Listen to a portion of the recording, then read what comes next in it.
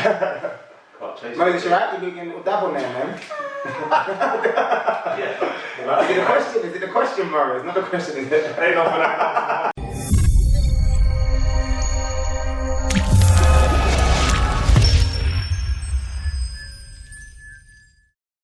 Welcome to Doctor's Dose, third episode, and I'm blessed with great company. 3 people I've played under or played alongside, and a good friend from the football industry. We're going to cut straight to the chase and introduce ourselves. We'll start with you, Hugo. Hugo Langton, I'm the coach at Welling United. Jambo? Jamie Lawrence, aka Captain K. Go, okay. Steve McKim, Tommy Rangers manager.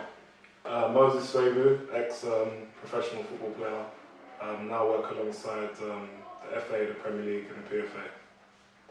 Okay, good. Great group of people to be alongside. We're going to go to the first question immediately. Actually, I'm going to stay away from the first question. I think let it heat up a little bit. We're going to go social media. I finished my last podcast. We were talking about social media, and I want to hear your takes on it. I'm going to go with Jambo first. So let's have our question's quite generic. The young kids today, especially the ones in football, let's start with the ones in football. What do you think about them using social media? Lingard and all the Pogbas that get criticism. I think they leave themselves open on social media with some of the stuff what they put up, because not everyone's as fortunate as them. And the stuff they put up, they're going to get people bad-minding them on social media. That's why they get the reaction that they do. Well, like showing off. Do you think they're showing off? No, they're living their life. They're young boys. They're going to live their life. They've got a lot of money, but there's going to be people who are resentful.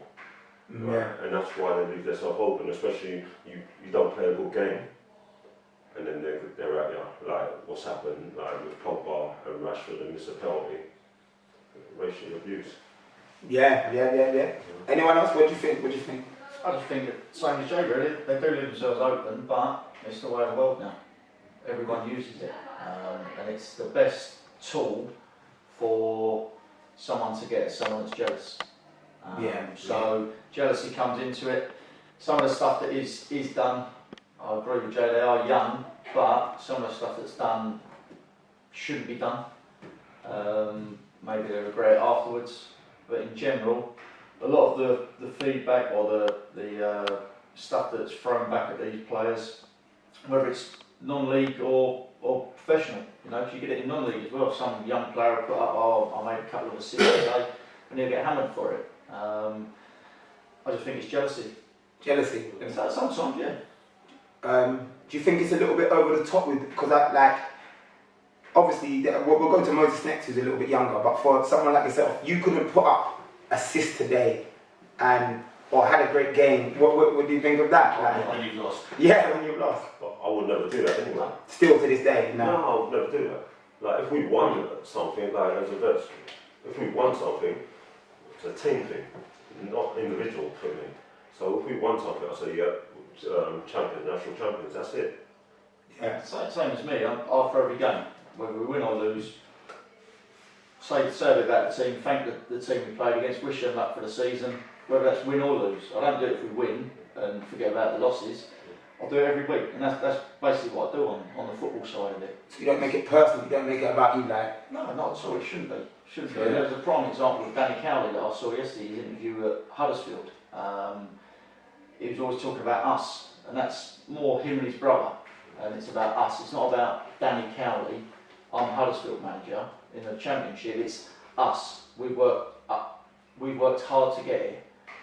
They give us an opportunity. Always used it in that sense, and I thought it was commendable of him, really. Yeah. Mo, what do you think? Say, just a younger, someone coming from the younger generation, what do you think? I think for me personally, because we actually go into Premier League clubs, there's a difference the lower down you go in football. So I think the boys that are at the top scrutinised literally every single day across the world. One thing you'll take from it, if you look at your likes of the Pogbas or your Lingards and things, you kind of have to strip them down to where they're actually coming from and where's that stemming from.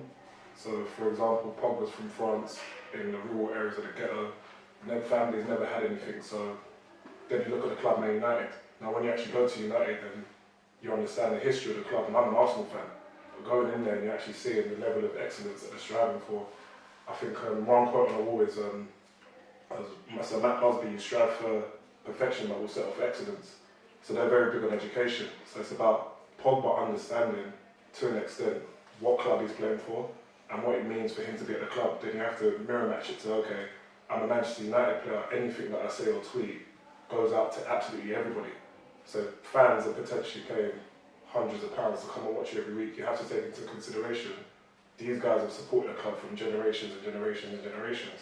So realistically speaking, who's actually pulling Pogba aside to say, you know what, Pog's like, don't say this and don't say that. The lower down you go in the leagues, I remember what was at Lincoln, and Chris Sutton always used to say to us, you boys don't know what it takes to be at that level, because the lower down you go, you're flamboyant, you're loud, you're spending money, but you ain't got the money and you want to be where the Premiership boys are.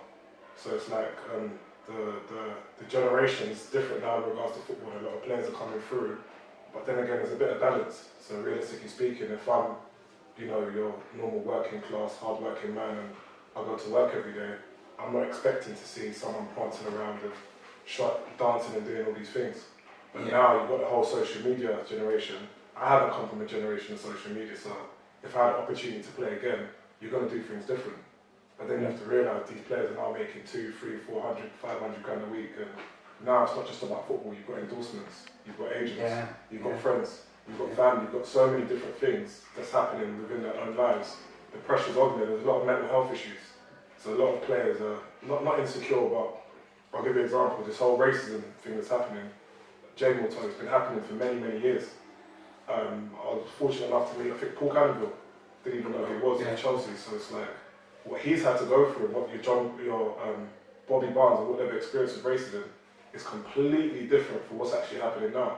But who are the people that are actually pulling these people aside and saying, you know what, Pogba, don't do this, because I guarantee you, if he was to go to Real Madrid, he may have a different attitude and view because it's in a different country. But then again, when you have endorsements and these big brands chucking money at you, you're always going to have that presence, because that's another income aside from football. So I think there's a bit of balance. And my point is, when you go down lower, the lower leagues, it depends on who your fans are. So what type of interaction have they got with the fans? Are they talking to the fans after the game? Are they clapping? What does it mean to be at Bromley, or what does it mean to be at Welling? So if these players don't understand it, you can sign a player today, it's like, he's on social media all the time, but does he understand what it means to be at Welling? Does he understand the code of conduct that you need to have? So you'll find with the top level professionals, it's a lot worse because under scrutiny. With the ones that either drop into non-league or drop into different types of championship or League 1 and League 2 clubs, it's about having balance. And I think now a lot of clubs are employing social media, specialists to turn around and take over their accounts and say, you know what, don't do this and don't do that. So I think you just really have to have a balance, in my opinion, anyway. Yeah. Fair point. I do think sometimes I look at Pogba or Lingard, I'm like, surely someone's telling you to stop. Like Lingard done one thing with their Snapchat when he's walking around the hotel. Like, albeit I don't think no one should be controlled, or bullied into a certain kind of. But I do think at the same time, come on, bro, you're a person of responsibility. People look up to you. Who the heck is in control of your team and stuff like that? But the thing is, look at he's what's he, 27 now? Yeah, he's not kidding. You're a man. You're a man. Why do you need someone to tell you? You should know what's right and what's wrong. You should know over the years you're getting peppered by people because you do this stuff. So there's got to come a stage where you think, do you know what? I can do it, but I'll do it in moderation, and I'll do it that it's a fun side rather than that was fun for him and his mates. But like Mo said, everyone out in the world's going to see it now. Yeah, the balance. I'm a bit different. I'm a bit more live and let live. I think 80% of what the players put out doesn't bother me. The 20% you spoke about, like the Lingard snap, that's a little bit too far. Me personally, I don't have a problem with Pogba dancing. It's not as though he's out causing problems in the street or whatever. I'd rather, it doesn't bother me in the slightest. The thing that does annoy me a little bit on social media, just to turn it a little bit, is the players. Like if I'm playing Steve's team and I've got a player who's injured, but Steve don't know that. But then 3-4 hours before kick-off, he's on Twitter saying, gutted to be missing today's game. So that might give Steve's team a lift, rather than waiting for an hour before kick-off when he gets the team sheet. It's like, you know, look at me. Yeah. You know, rather than your team's going to miss me today. It's just like, turn it, mate. Yeah. Moses, I think one of the key points is he plays for Man United, and if you look at who owns Man United, and them being the biggest marketing club in the world, it makes sense to what he's doing, because that's how he's not only making his money. Him going to United, he got a big deal from Adidas, so he actually enjoys it. And when you look at football now, music, sport, and entertainment are all linked. Yeah. So these players off the pitch, they're at Adidas, they're at shows, they're meeting with celebrities and these things. So United knew what they were doing the same Yeah, way. United knew what they were doing, but I think as football fans and as a community, we have to understand each other better and connect between the players and the fans. There needs to be some form of moral ground in regards to understanding that the Glazers that own Manchester United, an American-based consortium, and for them, they don't mind Pogba doing that because it's generating more money for the club. And football at that level now is about money, because if they want to go and sign, let's say, Jadon Sancho for £200 million, he's not going to come there and not be on social media. Yeah, very And he's a 19-year-old. It's another form of marketing for them. Yeah, as fans, we may turn around and be like, guys, doing too much, but for Man United, he's consistently not only putting the numbers on there, but, you know. But is it good for us at like, because Jamie's played top level, but for us at the lower level, is this good for us? Because I think it could become a bit toxic to a degree, because I go on Twitter, and I love a bit of banter, and I go on there, and everyone's a stat now. Everyone's a stat, you know, like people lose, and is there a bit of the game where you're losing identity and we're more focused on that than actually like your team winning things and stuff, you know, like, do you get what I'm saying, Mo? It might, like you said, it works different at the Prem. You're focusing on branding. I think Maka or you at Welling, you're not really giving a fuck like what your social media presence is. So do you think the effect of that is hurting grassroots a little bit? I think Well, not grassroots, man. I honestly think this, and if you look at the comparisons, you have SC Dons. SC Yeah, Dons yeah. are a grassroots team, bunch Yeah, of mates have got yeah. together, created something that's never happened before in the league that they're playing in, because our team actually play in that league, Yeah. and they have 3,000 fans going to Bromley on a Sunday afternoon, more than any non-league club. Yeah. So the connect between, you know, SC Dons and their audience, which is social media, they've now connected it to we're a family club. Yeah. This is what SC Dons stand for. Even though we're playing lower level football, but this is what grassroots is about. Turning up on a Sunday, sometimes players go out. You have, I think, Zach Ansah played high level football, but when you actually speak to Zach Ansah, you know, yeah, I played it, but I wasn't enjoying it. And I feel like I love with football now. They're creating another platform, and other people are doing it like them to bridge the gap between fans saying, I love it, I want to go and watch them. Just like I want to go and watch Arsenal, but then again, Arsenal fans sit there, but you want a bit more. So it's the evolution of football. So it's almost like the evolution. I think we do a lot of data and numbers, and I think for the UK economy, there's £500 million that's invested in grassroots football. So the public, I'll turn around and say, hold on, yeah, that's true, but like I was telling Jamie before the game, we've had 2 players from our Sunday team jump leagues and go straight from that Sunday environment because of the infrastructure we've created.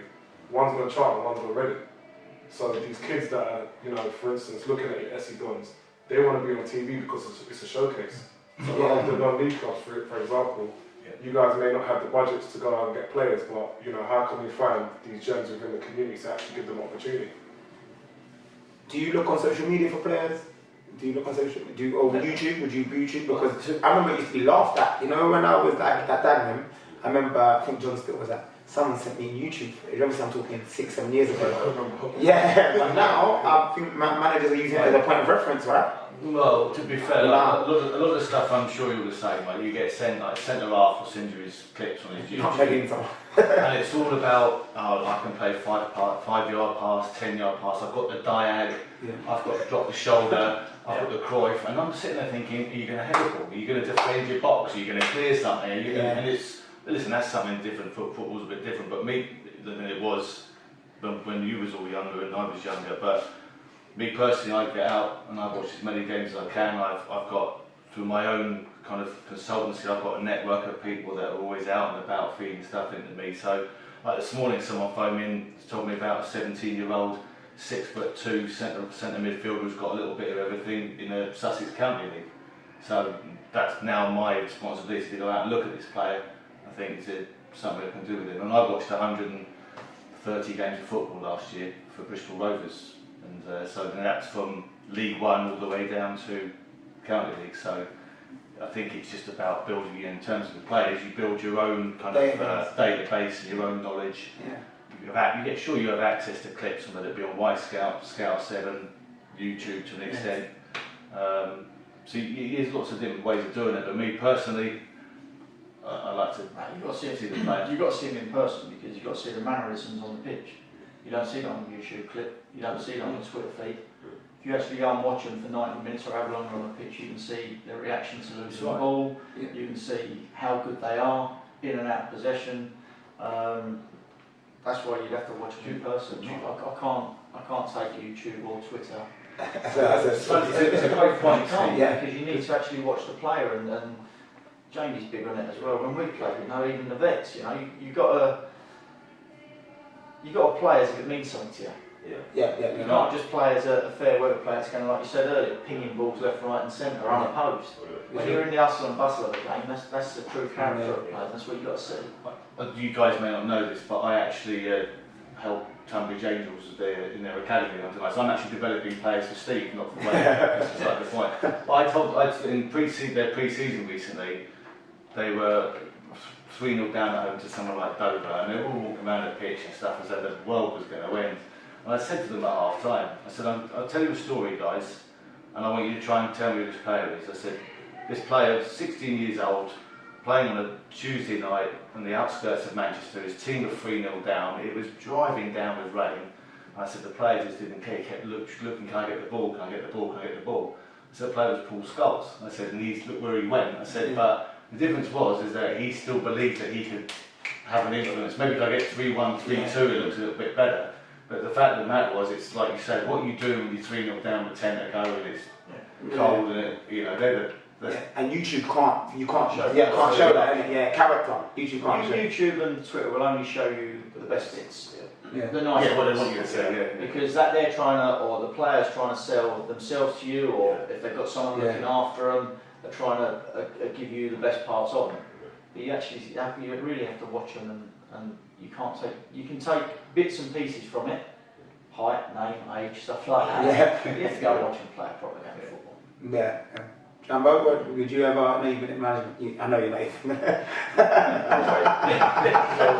Silly No question. way, YouTube, no chance, because listen, they could look $1 million one day, yeah? We all But want they that. turn up 2 stone overweight. Yeah. Right? It's not. Yeah. I mean, I want to see you. I want to see how you play. Man, there's an emotive part, like emotional as well. You want to be able to like look him in his eyes and say, does he want it and stuff. And Yeah, when you're having a bad day, how do you react? Not only your good days. Yeah, pre-season when. Listen, we've all had bad days at the office, right? It touches off and all that, but I make sure that the geezer playing against me ain't playing well. Right? That's what it's about. Yeah, that's not on YouTube, right? That's I'll get that YouTube. Mo, being at top clubs, do they use YouTube? Do they? I won't say YouTube, but I think again, there's two sides. I think I agree with to an extent what all the guys are saying, but then again, what happens when you're playing in a different country and you haven't got the resources to send someone over there? So unless you have someone on the ground that can watch games and watch things, because what you find from YouTube and clips like this, especially if they've got a drone, tactically, and these players are wet. So someone may be lazy, but how does he receive the ball? Or how is he affecting the ball? And obviously you can see from, not even YouTube, you can see from a clip or short clips, does that player fit into the system that we're trying to play? Sorry. Sorry, then again, if you go and watch him, of course, you have to go and see the player because it looks good and pretty, but you can edit your things. Yeah. I think that's more in relation to the programme. I think the YouTube thing, and then they can get their scouts out there and stuff like that. I think at non-league level, you have to watch a player on face value. Because you can't, the game we're in, we can't take that chance because what you're doing then, you're ruining the kid. He might be 18, 19, come in, you look brilliant on YouTube, he comes in, he's not what you want, a week later he's out the door. So in the higher levels, that's probably what they do. All the clips come over from the agents and stuff like that, and they sit down, they watch them, and then maybe get someone to go watch them, or they get them over for a week and have them in for training for a week. They've got and more resources, more resources than what we've got, whereas we've got to act on a 16-man squad, 1 in, 1 out. So you're going to take this one in, and then he goes out. When you say that, Mako, would it be more of a thing for the club then to invest in that department, or to utilise? If clubs had the money, they could do. We're a fan-owned, community-owned club. We've got one person that puts money in, apart from sponsorship and stuff, and that's the chairman. Okay. You know what I mean? So it's clubs nowadays non-league, unless you've got someone that's putting loads of money in, but then they're putting money in to win leagues. They're not putting money in to get young kids in and trying to. The other night we had, who said about the academy, I had 5 boys from the academy play for me in a friendly. They all got 25 minutes. One played 70 minutes. So it's just letting them have a go. And then you can see when they're up against a team that play in the Boston Premier, most of them do, you can see how they can cope with them. Yeah. And most of them are coped well. There's still a lot of development for them, but that's 2 years down the line we're looking maybe. Yeah. And that's the only way we can do it as a club at the lower level. I think the higher you go, then you know the amount of stuff they get sent in, I can only imagine it. Yeah, at top level, it must be ridiculous. And you just keep looking through that. They must have someone sitting there scrolling through it and then saying, right, well, what about this one, that one? Yeah. Like you said, they've probably got teams like set down for. I think I would have been a good YouTube footballer, by the way. I think I could have put together a good this is a good next question. Good demographic for this question. Jamie had a little bit of a issue with racism on social media the other day. Yeah. But this question, as much as I think it's going to deter away from the actual question itself, but still be relative, institutional racism in football, institutional racism, so not just the name calling side to it, and how bad is it? So just for anybody that doesn't, obviously we're going to talk about your bit, so like the old school, so the person actually questioned this, profiling players based off their colour, black goalkeepers, do you get what I'm saying? Like, I could never have a black goalkeeper. Or my front man's got to be, he didn't say this, or they didn't say this, or my front man's got to be big and black, or whatever. Does this exist? Do we just accept it? No, it exists. It exists, yeah. And how bad is it? And is it, is it top level? Is it there? Is it, what are we talking about? Jamie, you had a little issue the other day with racism, or you've had a number of issues with racism, right? Yeah, but you know what? It doesn't faze me because they're keyboard warriors at the end of the day. Yeah. Right? I have more respect for people if they come and say it to my face. Yeah. Right? But I know they're not going to say it to my face. Right? But someone made up a profile just to give me abuse. Really? It's a coward. I didn't know that, Jay. So someone made up a profile. And you know what the profile was? What? Picture? Me. That's the strength of it. That's too twisted. Yeah, no, listen, he's not a man in his house, is he? Right? Yeah. He became a man for the day. Right? Not really. But listen, I'll just shrug it off and get on with it, you know.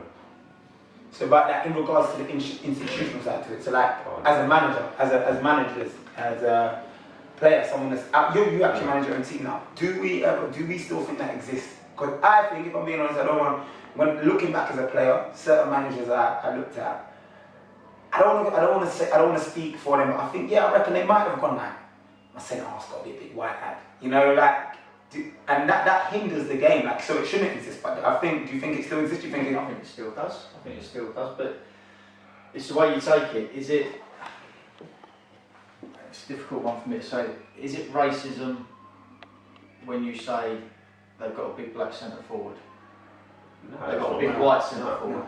So the terminology and how you use it, and how it comes across. You know, because when you're talking to your team, should colour come into it? Probably not.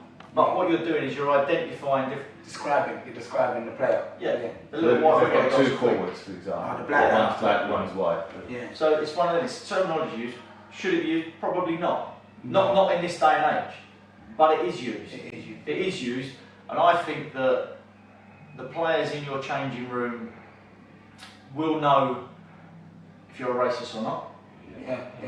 I 100% get that. Or if you're having some banter, whether it's with the white players or the black players or the Asian players, whoever it is, I think the players that you get in your change room will know whether you're an out-and-out racist or you are just having that banter. But that's that relationship. But some people then, from the outside, well, why have you got to have banter when it's got to do with colour?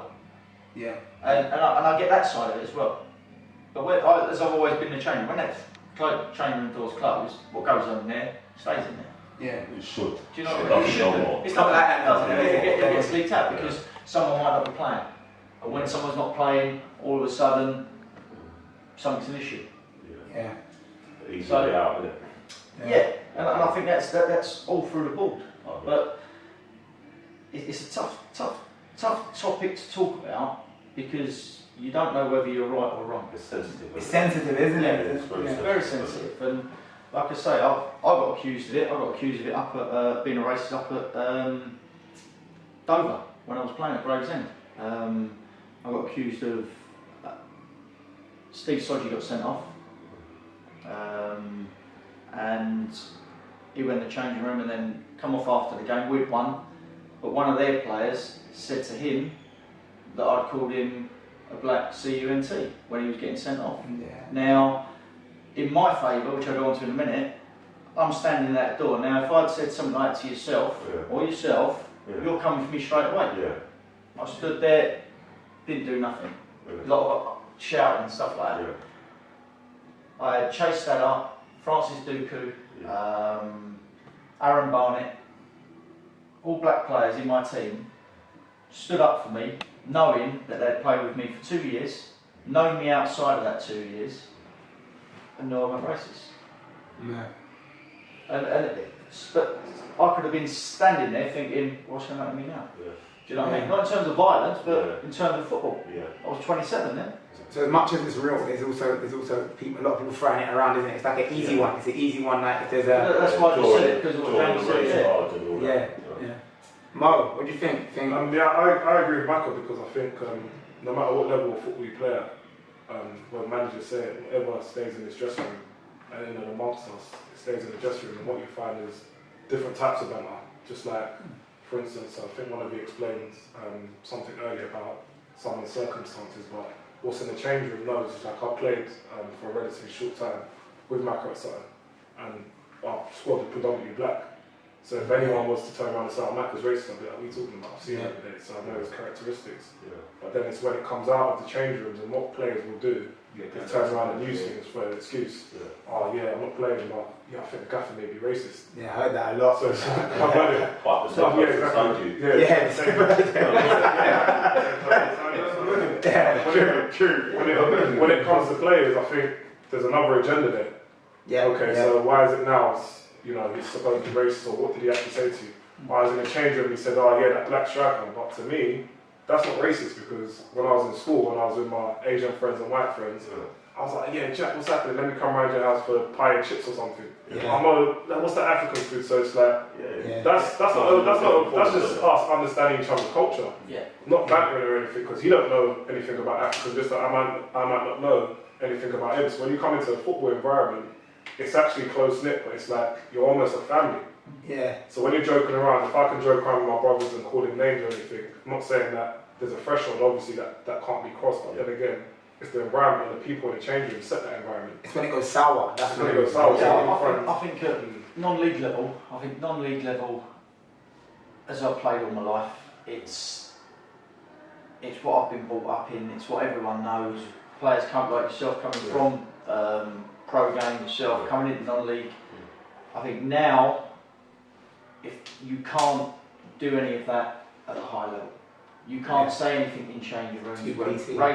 race about anything or colour, because straight away, bullying, stuff like that, which we'll come on to shortly, you can't say anything because straight away it's jumped on, and then the next thing, that coach or that manager is now put to one side. Yeah. Yeah, it's happened, isn't it? So it has to prove the innocence before being proven guilty, if that makes sense. Because going off subject, that something has to be done because it's vile. Yeah. Some of the things, when we talk about change rooms and we're having laughs and jokes, stuff like that, and everyone takes it, they can go out afterwards and when they can then turn it the other way. But I think just in general, I just think it's well, it's so vile, I think. I do think at the other end, this is going into the professional game, but it's kind of controlled by the media, stereotypically. Yeah. So if you actually think racism now, in this generation, what's happening amongst the black community, a lot of deaths, a lot of stabbings, so the stereotype on black people in itself is, hold on a minute, like, I don't want to go to that area, this area. So when you actually link black players to racism that are making money and are doing, you know, things on social media and everything, it's almost like, hold on a minute, there's already a stereotype there. Yeah, yeah. So a stereotype could be a pundit literally having a normal general conversation and he singles out a black player on Sky Sports. And it's like, yeah, he was a bit lazy, and it's a stereotype that in football, Well, we used to have that back in the day. Exactly. When we played. Yeah. you know, Our so black players can't play in the winter. there you go. So now what's happening now, it's giving the people on Twitter and the trolls an opportunity to be like, yeah, I heard that the other day because they're lazy anyway.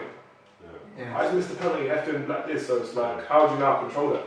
Because it is actually something that no matter how much you try, it can't be controlled. It's happening in your day, Paul Cannaville's, even though it was a lot worse back then, but it's like now, we're in this digital world of social media, you can't stop someone making up a fake account and shouting out abuse because, you know, there's millions of people all across the world that So we're just saying you're hearing their thoughts now. It's here for Yeah. prime example, look at what happened to Lukaku.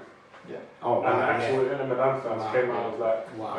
you I know, thought it was Take Wow. it as a compliment. That- so how are we meant to stop That was racism or it, police yeah. I'll racism take when it. Yeah, that's when it's that's like what that, it when it's is. coming from your own That's what fans? they said, don't take it. Yeah. Talk about it, put up all these ad campaigns and things, but if you're being honest, it's been happening for Well, 20, we 30 need to years. sort our own house first before There you talk go. about it. You know, Yeah.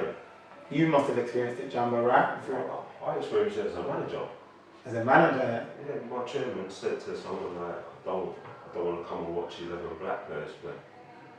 Yeah. And then, because I used to be quiet and whatever, then come up in the board meeting, and he thought I was just going to swerve it. I said, no, you need to explain your actions, like what you said. And he resigned. He resigned straight after. And you know what he worked as? A magistrate. So what happens when you come up in front of him as a black man? Get in jail. Yeah. Huh? Yeah. That's scary, like 2000 and whatever the year that happened, they let someone still say, so yeah. No. Hugo, what about yourself, do you think? Do you know what? I think I've been luckier. I've not experienced a lot like the last three clubs, for example, Welling, Eastbourne, Bromley. Been lucky, I've not really heard much. I think the one thing that I can remember, I'm not going to say which club it was, and the player obviously, he got onto a team bus and there was 4 black players sitting together, and he's got on there and he said, I'm not having you brothers sitting together. But they all laughed. They understood because he's not racist. We're going back to what you were saying. He was being banterous. It could be taken as, hang on, that's a bit racist, but it wasn't meant in that, and the 4 players understood that, and they all laughed, and everyone just moved around the bus, you know, and they had a nice journey, and we went and won wherever it was. And same player who said that, by the way, I mean, his best man at his wedding, his best friend's a black guy. Yeah. So the guy isn't racist, but it's just kind of going back to a little bit what you said, Steve, that, you know, he could be construed. In fact, if I told that story, but I didn't put it into a context, Yeah, it's he'd racist. probably think that's racist, Yeah. you know. But he didn't, It's gone too but far. he's not, yeah, but he's not racist. Yeah, that's what It wasn't being racist. The other way, it's gone too far where people jump on racist things. Right, You yeah. know what I mean? Straight away. And it's not meant like that at all. Yeah, but it could be, if things get out, then it could be construed. Someone could easily have said, I've heard that player's racist. Much similar to But you don't know your background. Yeah, exactly. Yeah. I think it's sad. It could become a nasty environment if you don't. Even though the Lukaku situations and that should not happen, the fact that it could go the other way could become nasty as well, couldn't it? The fact that like someone like yourself, yeah, okay, I can't say nothing to no one. It's back now. You know, like it could become like. I think a prime example, even we're going off subject a little bit, but it's still the same thing. Enya Luka with the women's team. Oh yeah. Mark I've Sampson. done an interview about that. Yeah, so that was quite a big thing, but it's like, when you actually look at it, I think the culture of it was, the manager supposedly said something racist, then the players didn't back her. Or they backed the manager. He said a few things though. Yeah, so I don't know the ins and outs, but you know, that was quite It was over a period Mark of time. Sampson. Yeah, it was over a period of time. It wasn't just one comment, it was over a period of time. So it goes back to Jamie's point, when we're meant to sort our own house, that's happening in the England's Yeah. setup, the national team, for the women's game. So it's like, how do you now deal with that situation properly in accordance? Because everything has to follow. So it's like, for instance, especially when I'm speaking, I was at the PFA the other day, but it's like, why is there no governance for non-league?